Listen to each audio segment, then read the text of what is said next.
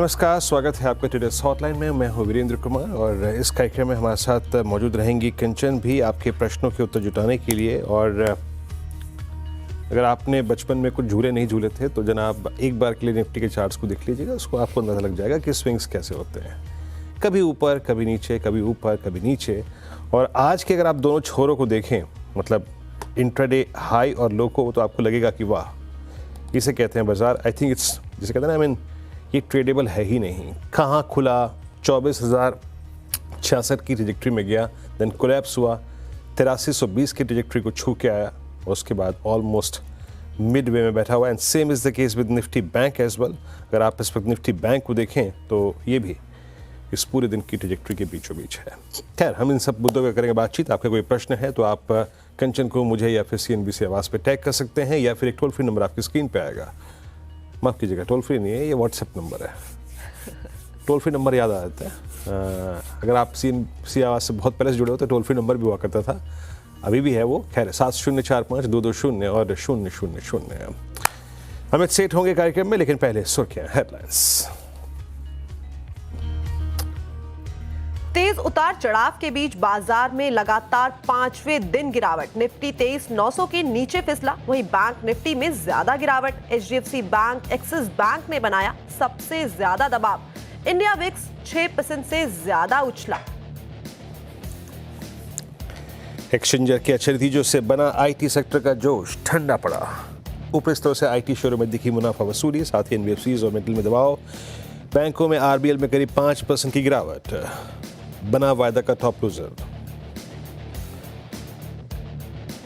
Pharma shares में दूसरे दिन भी अच्छी रौनक, 3% के उछाल के साथ वायदा का टॉप गेनर बना डॉक्टर रेड्डीज। वहीं टोरेंट फार्मा, ऑरो फार्मा और डिवीज लैब में भी रौनक।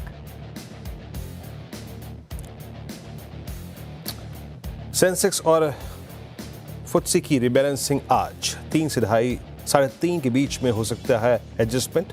जोमैटो बनेगा सेंसेक्स का हिस्सा, फुत्सी में होगी भारतीय हेक्साकॉम और गोडिजिट की एंट्री।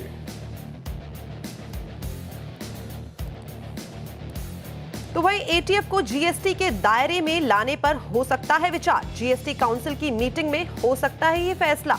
मैन्युफैक्चरिंग को मिलेगा इनपुट टैक्स क्रेडिट का फायदा। ये है CNBC आवाज की एक्सक्लूसिव।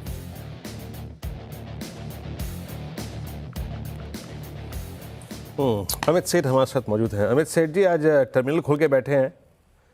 मैं पक्का बता रहा हूँ, आपके जहन में एक सवाल आ रहा होगा, या फिर आप सोच रहे होंगे, यार आज गंगा सागर निकल गया होता तो कितना अच्छा होता। लग रहा है? जी, good morning Virendra ji, good morning Kanchan ma'am. जी good morning Virendra ji, good morning Kanchan ma'am and all the viewers. Virendra ji, आपने बिल्कुल अच्छे से स्टार्टिंग में सम अप कर दिया कि बहुत अनट्रेडेबल मार्केट है, झूले की तरह ऊपर नीचे, तो इट्स बेस्ट अवॉइडेड। 4-5 दिनों से हम बिकवाली देख रहे हैं, क्रूशियल लेवल्स टूट गए हैं निफ्टी में, और अगर थोड़ी बिकवाली आती है तो I think we will head towards 200 DEMA. लेकिन हैविंग सेड दैट काफी वीक स्ट्रक्चर है। अगर कोई रिकवरी आती भी है तो 24,100 में एक्ट एज अ रेजिस्टेंस। तो एक वीकेंड भी है, तो इस हिसाब से मेरा व्यू ये है कि एक बार इंडेक्स को अवॉइड करें, क्योंकि ओवरसोल्ड लेवल है, फ्रेश शॉर्टिंग की तो एडवाइस नहीं है। तो आज के सत्र में एटलीस्ट इसे अवॉइड कर ले तो ज्यादा बेटर रहेगा। तो बाजार की चाल टेक्निकल बेसिस पे अमित सर ने बता दी है, लेकिन वॉरेन बफे जी का एक फेमस कोट है, in the mid of chaos there is always opportunity. और CNBC आवाज आपके लिए बार बार ये अपॉर्चुनिटी लेके आता रहता है, लेकिन बाजार के अंदर जो क्योस है वो क्यों है, उसके बारे में एक बार फंडामेंटल चेक ले लेते हैं। सबसे पहले अगर इस वीक में भी हम देखें, पूरे मंथ में ही देखें, जो FI की तरफ से कैश में और साथ ही साथ FNO में हमें लगातार बिकवाली देखने को मिल रही है, उसका एक प्रेशर आता हुआ दिखाई दे रहा है। दूसरा, फेड की जो हॉकिश कमेंट्री है उसने बाजार को कहीं ना कहीं तो थोड़ा सा नेगेटिव साइड पे किया है। साथ ही साथ Q3 और इनफैक्ट जो Q4 के नतीजों का अनुमान है वो भी सॉफ्टर साइड पे है, जो बाजार को एक नेगेटिव सेंटीमेंट की ओर लेके जा रहा है। सारे इंडाइसेस में जो हेवी वेट्स है वहां पे हमें एक अच्छा खासा प्रेशर बिल्डअप होता हुआ दिखाई दे रहा है। और यही नहीं, बल्कि जो रुपया है वो कमजोर होता जा रहा है, जिसका इंपैक्ट बाजार के अंदर है। तो ये 5 हमने फंडामेंटल चेक लिए हैं। चलिए आगे बढ़ते हैं। Amit sir, good morning. Good morning ma'am. चलिए शुरुआत करते हैं रिलायंस के साथ। हमारे साथ जुड़े हैं कीर्तन जी, कैम्ब्रिज कनाडा। गुड मॉर्निंग कीर्तन जी, कैसे हैं आप? गुड मॉर्निंग, मैं बढ़िया हूँ, आप कैसे हैं? I am good sir. Thank you for Yes. Asking. मेरा प्रश्न ये था कि मेरे पास रिलायंस फिलहाल 82 क्वांटिटीज है और उसका एवरेज 953 है। तो मैं ये जानना चाहता था कि long term in the terms of 2 to 3 years मैं क्या करूं, मैं होल्ड करूं या फिर प्रॉफिट बुक करके फिलहाल निकल जाऊं? वेल तो खरीदारी के भाव से तो काफी ज्यादा ऊपर आ गया है दो रिलायंस, लेकिन इस टाइम पे थोड़ा सा हमें हैवी वेट्स के अंदर प्रेशर, जैसे कि मैंने बताया अभी फंडामेंटल चेक में, ये तो डेफिनेटली देखने को मिल ही रहा है। अमित सर, लॉन्ग टर्म की ट्रेजेक्ट्री कैसी है, या यहाँ पे जो हमें मुनाफा हो रहा है वहां से अब उसको कैश करके निकल लिया जाए? जी मैम, अगर रिलायंस का स्ट्रक्चर देखें तो मैं अब इतने बड़े फॉल के बाद नहीं कहूंगा कि अब यहाँ पे मुनाफा बांध लेना चाहिए, बिकॉज अगर हम चार्ट्स देखें तो ये ऑलमोस्ट सेकंड फॉल है। फर्स्ट फॉल लगभग 1-1.5 महीने पहले आया था। 22 नवंबर को स्टॉक ने एक लो बनाया था 1217 का। उसके बाद एक हमने शार्प रिकवरी देखी अप टू 1325 और वापस 1210-15 की तरफ हेड कर रहा है। तो कहीं ना कहीं लगता है वहां पे एक डबल बॉटम बनेगा। और वीकली चार्ट्स भी जो अगर देखें तो 200 डे एक्सपोनेंशियल मूविंग एवरेज लगभग 1170 रुपए के आसपास आता है। तो इसलिए मैं इन्हें होल्ड करने को कहूंगा, क्योंकि ये अब एक बहुत स्ट्रॉन्ग सपोर्ट को अप्रोच कर रहा है जो कि 1170-1200 के आसपास है। नजरिया इनका 2 से 3 सालों का है और क्वालिटी स्टॉक है। और आई थिंक काफी बिकवाली हमने इसमें ऑलरेडी देख ली है। तो इतने बड़े सपोर्ट के आसपास अब निकलने की सलाह नहीं है। रैदर आप 1170 के स्टॉप लॉस के साथ इसे होल्ड करें पेशेंटली और स्टॉक को आगे देखें। चलिए बढ़िया। रिलायंस लेकिन साथ ही साथ आपको बता दें कि हमारी पेरेंट कंपनी है, तो यहाँ पे निवेश या फिर ट्रेड करने से पहले अपने पर्सनल फाइनेंशियल एडवाइजर से सलाह जरूर ले लें, उसी के बाद कहीं पे निवेश या फिर ट्रेड करें। आगे बढ़ा जाए और सीधा चलते हैं पानीपत, नॉर्थ की साइड चला जाए और चरणदीप जी के साथ जुड़ते हैं। Charandeep ji, good morning. Good morning ma'am. Good morning ma'am, मेरा सवाल था कि एमआरएफ का टायर 2 शेयर ले रखे हैं जी मैंने, और ये 1,39,000 पे मेरी बाइंग है। तो इस पर 6 महीने के व्यू से मैं जानना चाहता हूँ, इससे निकल जाऊं, मेरे को काफी लॉस भी हो गया है मैम। सर पहले ये बताइए, आपने स्टॉप लॉस नहीं लगाया था क्या? नहीं मैम, स्टॉप लॉस नहीं लगाया, मैं गलती कर गया मैम। और आपने ये नहीं सोचा कि अगर मतलब ये तो अमित सर आपको सही से बताएंगे कि जितना आप इन्वेस्टमेंट, जितने पैसों का इन्वेस्टमेंट आपने 2 शेयर में करा है, या आपको थोड़ा सा डाइवर्सिफाई कर लेना था? बस मैम, ये मैंने स्टार्टिंग में वैसे ही वीडियो देख के लगा दिया।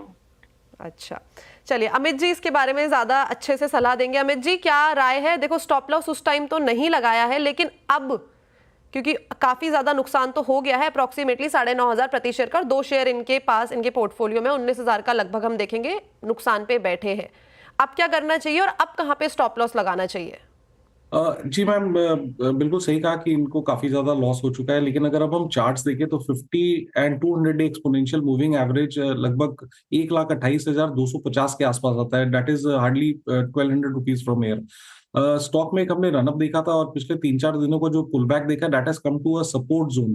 तो 1,28,000 का एक स्ट्रिक्ट स्टॉप लगाएं और इसे होल्ड करें। लेकिन अगर 1,28,000 टूटता है तो डेफिनेटली फिर एक फॉल बढ़ेगा, आप डेफिनेटली निकलिए। लेकिन जब तक 1,28,000 इंटैक्ट है, there is a possibility of a rebound. तो ये थी राय एमआरएफ में। अमित सर ये बताइए कि न्यू ईयर आ रहा है, आप रेजोल्यूशन क्या ले रहे हैं? जी, रेजोल्यूशन इस बार का तो ले रहा हूँ कि थोड़ा सा फिट हो जाऊं, हेल्दी फूड खाऊं, थोड़ा समोसा कचौड़ी की तरफ कम ध्यान दूं। नहीं वो भी ठीक होता है कभी कभार। क्या डेली बेसिस पे आप समोसा कचौड़ी कंज्यूम करते हैं? नहीं, ऐसी बात नहीं है मैम, बट मन चल जाता है काफी बार। चलिए बढ़िया, ठीक है, इसी बात पे आगे बढ़ा जाए और सीधा चलते हैं अब झारखंड। रितेश जी जुड़े हैं झारखंड से। रितेश जी, झारखंड से किस जगह से आप जुड़े हैं? मैम झारखंड के गढ़वा जिला से हैं। अच्छा, गढ़वा से, ओके।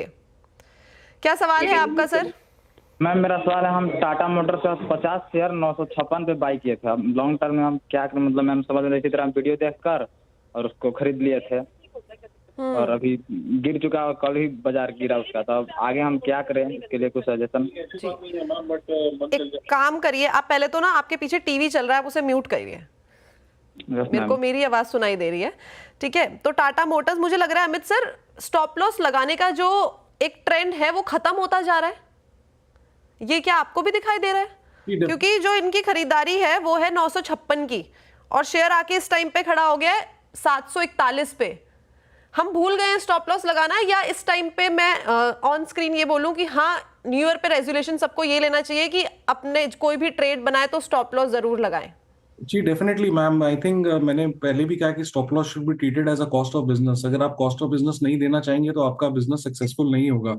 तो stop loss acts as a protection against your erosion of your capital. और इनफैक्ट जब मैं मार्केट में नया नया आया था 2007-8 में, वैसे तो मैं 2000 से हूँ लेकिन एक्टिव 2007-8 में हुआ, तो मैं काफी एक बुजुर्ग बंदे के पास गया था कैलकाटा में, इज अ बिग इन्वेस्टर।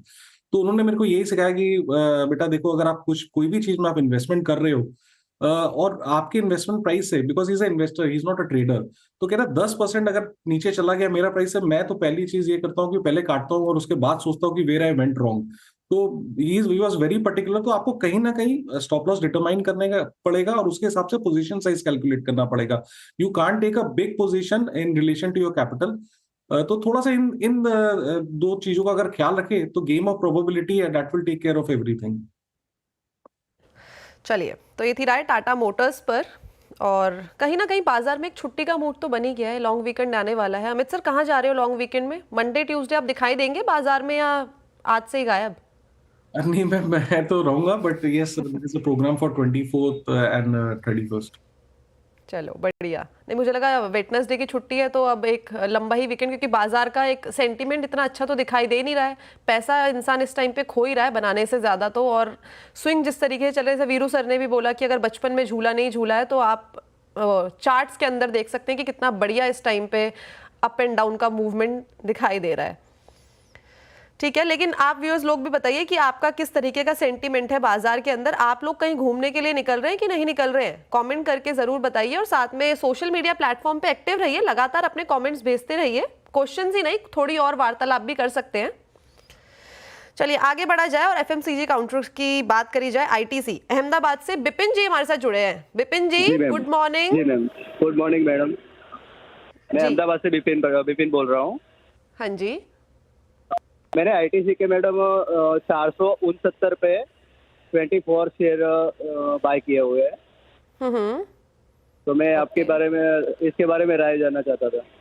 अच्छा, लॉन्ग टर्म फ्रेम के हिसाब से देख रहे हैं या शॉर्ट टर्म के लिए? नहीं, long term madam. Long term के लिए देख रहे हैं, ठीक है। तो यानी कि अपने जो खरीदारी का प्राइस है उससे 5 रुपए नीचे हैं।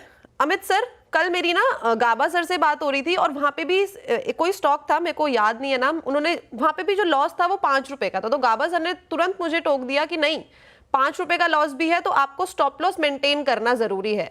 क्या यहाँ पे भी ये सलाह है या इस टाइम पे हम थोड़ा सा वेट एंड वॉच कर सकते हैं? नहीं मैम, मैं अगर आईटीसी का स्ट्रक्चर देखूं, ये stop loss should be maintained. But अगर सपोर्ट की बात करें, कहाँ पे एक स्ट्रॉन्ग सपोर्ट है, 450 455 is a strong support zone. और आप अगर देखें पिछले एक महीने से इतनी मार्केट में उथल पुथल हुई है, इतनी वॉलेटिलिटी हुई है, market recently has come down, but ITC is clearly maintaining these levels of 455 460 और अच्छे से यहाँ पे कंसोलिडेशन मोड में है। एक बार 50 डेमा के ऊपर निकलेगा जो कि लगभग 475 के आसपास है, तो I think consolidation will be complete and there will be a move up. Stop loss definitely लगाना चाहिए, but in this case stop loss लगभग आपका 450 रुपए के आसपास रहेगा।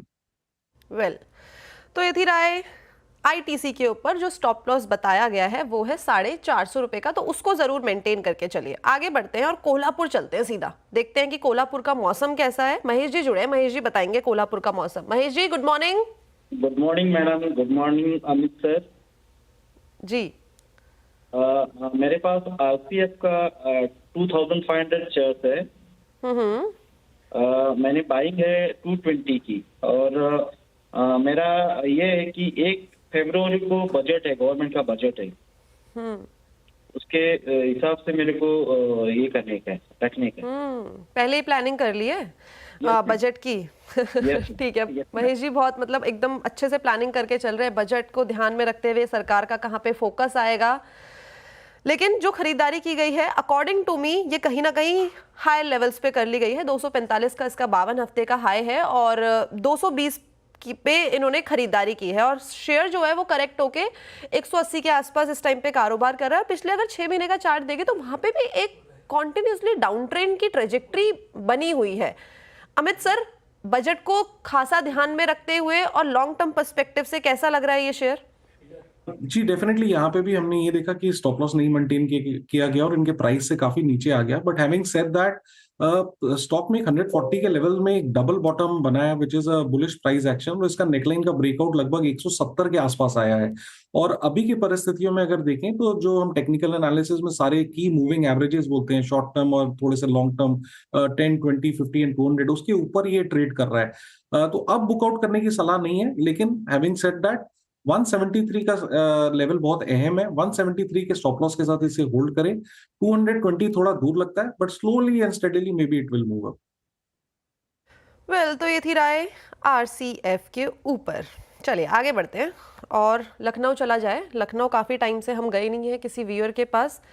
जयप्रकाश जी जुड़े हैं लखनऊ से। जयप्रकाश जी नमस्कार। नमस्कार मैडम। नमस्कार मैडम। सर नमस्कार जी। क्या सवाल है सर आपका? मैडम हमारे पास साउथ इंडिया बैंक है, 350 क्वांटिटी है, 27 रुपए 70 पैसे की। मुझे क्या करना चाहिए यही मैं जानता कि इससे निकलना चाहिए या होल्ड करना चाहिए। पर्सपेक्टिव हमारा लॉन्ग टर्म का है। अच्छा, पर्सपेक्टिव लॉन्ग टर्म का है। 27 रुपए की खरीद है और 25 रुपए पे कारोबार ये कर रहा है। 3 रुपए का इस टाइम पे नुकसान है प्रति share. Amit sir, long term perspective है पहली चीज ये, और दूसरी चीज ये भी बताइएगा कि स्टॉप लॉस हमें कहाँ पे मेंटेन करना है और कितने टारगेट्स हमें लॉन्ग टर्म की ट्रेजेक्टरी में एक्सपेक्टेड है अकॉर्डिंग टू चार्ट्स। जी, ओवरऑल अगर चार्ट देखें तो यहाँ पे कई अरसे से एक lower top lower bottom March के स्टार्टिंग में, ईयर के स्टार्टिंग से बन रहा था। हैविंग सेड दैट, रिसेंटली जो हमने इसमें रैली देखी है, it has been able to cross 200 DEMA after a long time.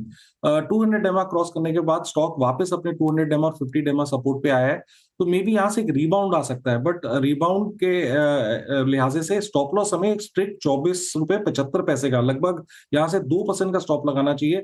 वो टूटता है तो रिबाउंड फेल हो जाएगा, but as long as 24.75 is intact, slowly and steadily it may move up. और इसका जो रीसेंट स्विंग आया था 26 रुपए 50 पैसे, जो कि लगभग 4-5% है, वहां तक प्राइस आ सकता है और फिर वहां पे हम इसको फिर से रिव्यू कर लेंगे। वेल, तो बात कर ली है हमने साउथ इंडियन बैंक पे। अब लेते हैं दूसरे, अब जुड़ा जाए हमारे अगले दर्शक के साथ। ये है राहुल जी महाराष्ट्र से। Rahul ji good morning. Good morning क्या मैम। सवाल है आपका? जी मैम, मेरे पास इरेडा की 650 शेयर्स है और मेरी खरीदारी प्राइस है 226 रुपीज।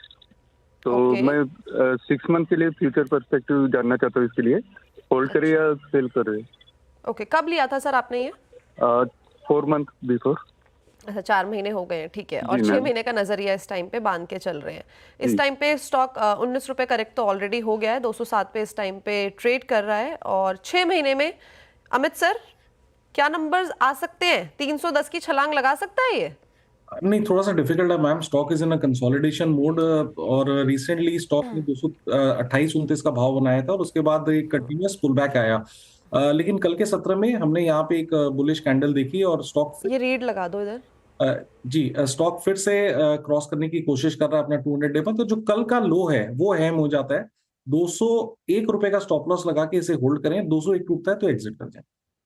वेल, तो ये थी राय इरेडा पे। बता दिया है कि इस टाइम पे 201 पे आपको रखना है खासा ध्यान। चलिए थोड़ा सा आराम दिया जाए अमित सर को। काफी देर से लगातार जितने भी हम सवाल पूछ रहे हैं बखूबी तरीके से आंसर दे रहे हैं। और थोड़ा टाइम आपको भी मैं देती हूँ, सोशल मीडिया में फटाफट अपने कमेंट करके बताइए कि इस बार आप क्रिसमस ईव में और न्यू ईयर में कहाँ घूमने जा रहे हैं। तो एक बार वो भी देख लेते हैं कि कौन सी फेवरेट डेस्टिनेशन इस टाइम पे बनी हुई है।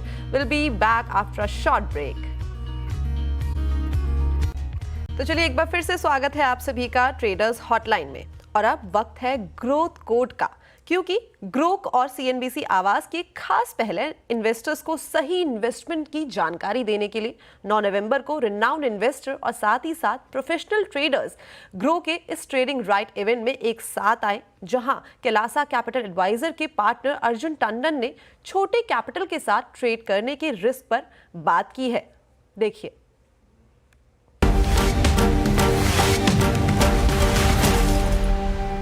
Let us say anybody who wants to do option selling, तो ऑप्शन सेलिंग में लगभग 1-1.5 लाख लगता है पर लॉट।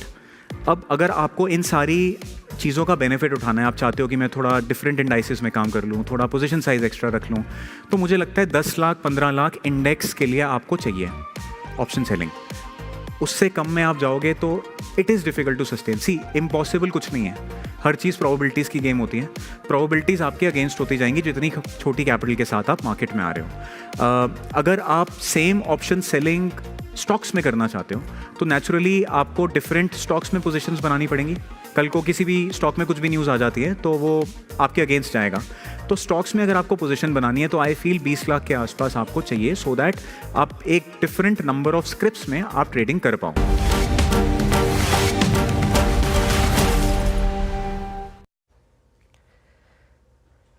तो सीएनबीसी आवाज बार बार अपने इन्वेस्टर्स को अलर्ट तो करता रहता है कि किस तरीके से आपको बाजार के अंदर कारोबार करना चाहिए, लेकिन इसी के साथ हमारे सोशल मीडिया प्लेटफॉर्म एक्स पे अमित सर के लिए एक सवाल आया है। अमित सर, मित्तल जी का सवाल आया है कि इस टाइम पे मार्केट के अंदर एक स्टॉक मार्केट का जो ट्रेंड है वो काफी ज्यादा बढ़ता जा रहा है, लेकिन उससे जो छोटे छोटे इन्वेस्टर्स हैं कहीं ना कहीं वो फंसते भी जा रहे हैं इन ट्रैप्स में।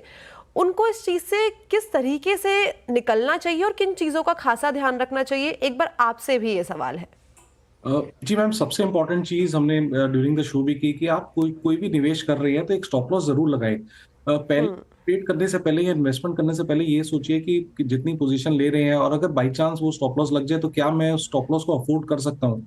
If your immediate answer is no, आपको ट्रेड नहीं लेना है। अगर इफ आपका आंसर है यस मैं अफोर्ड कर सकता हूँ, then the game of probability is on. Position size का ख्याल रखें। There is something called percentage of capital. तो आप कोई भी ट्रेड ले रहे हैं तो उसमें मैक्स टू मैक्स 1 या 2% ऑफ योर कैपिटल आपको लूज करना, उससे ज्यादा नहीं लूज करना, नहीं तो अकाउंट बहुत जल्दी वाइप आउट होगा। डिसिप्लिन बहुत जरूरी है। देखिए ऐसे डिफिकल्ट फेजेस मार्केट में जरूर आते हैं, थोड़ा सा ट्रेडिंग कम कर दीजिए इन फेजेस में, that is important. Long term investor है तो कोई बात नहीं है, ट्रेडर है तो maintain a stick stop loss and position size, that is my only advice. Well, तो स्टॉप लॉस का रखे खासा ध्यान और थोड़ा सा होमवर्क करना, जो हम बचपन से ही सीखते आते हैं। बचपन में माँ बाप सिखाते हैं कि होमवर्क करना ज़्यादा ज़रूरी है, और यहाँ पे एक्सपर्ट्स आपको सिखाते हैं कि आपको भी अपनी रिसर्च, अपना थोड़ा सा होमवर्क करना ज़रूरी है। चलिए आगे बढ़ा जाए और सोशल मीडिया की बात कर लेते हैं, क्योंकि अब एक वीकेंड तो आ रहा है, वहाँ पे सोशल मीडिया ही चलाएंगे ज़्यादा से ज़्यादा लोग, तो वहीं पे आ जाते हैं एक बार।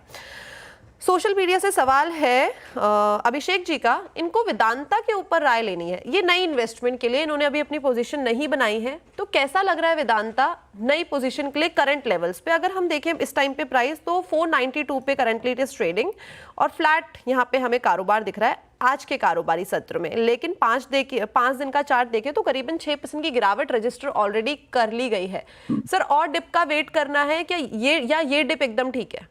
रेदर मैं कहूंगा कि एक इसका स्ट्रॉन्ग सपोर्ट जोन है लगभग 475 के आसपास। थोड़ा सा वॉलेटाइल काउंटर है तो इसमें स्टॉप लॉस डीप रहता है और वहां से एक स्टॉक रिबाउंड करने की कोशिश कर रहा है। इसका 10 डेमा लगभग 498 के आसपास आता है, वो उसके ऊपर निकले तो एक बाय का कंफर्मेशन आता है। तो wait for a move above 498 के ऊपर अगर निकले तो इसे बाय करें। स्टॉप लॉस लेकिन एक टाइट लगा के रखे, 490 रुपीज का कंडीशनल बाय है और आपके टारगेट्स 520 रुपए तक के रहेंगे। तो ये थी राय वेदांता पर। चलिए एक सवाल और लेते हैं, देखते हैं कि कौन है वो लकी व्यूअर। हमारे लकी व्यूअर है अजय मित्तल जी, अगेन मित्तल, ठीक है। इनके पास है कॉनकॉर के 20 शेयर, एवरेजिंग इन्होंने करी है 981 के भाव पे and currently it is trading at 792, यानी कि परसेंटेज वाइज में देखें तो 20% के लॉस पे इस टाइम पे बैठे हुए हैं।